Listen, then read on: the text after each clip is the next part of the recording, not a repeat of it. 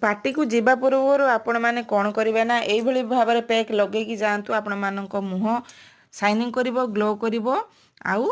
बहुत सुंदर चकचक कर समस्ते ही पचारे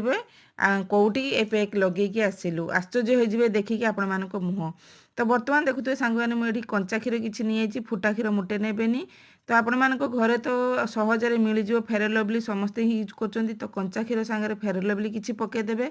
तो ताको पकईकी भल भाव में मिक्स करदे मिक्स कर सारापर आपण मान घरे महू थी तो महू किसी टी नहीं भल भाव में मिक्स करदे एमती वीडियो देखापी मो लंग वीडियो को जाकर भिजिट करूँ निहाती भाव में जानीपारे तो तापर भल भाव में मुँह पकईकी मिक्स करदे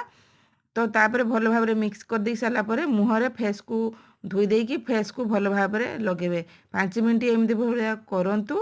आपण मान फेस पूरा ग्लो कर तो भल लगी वीडियो निहाती लाइक शेयर सब्सक्राइब करदे रोची धन्यवाद।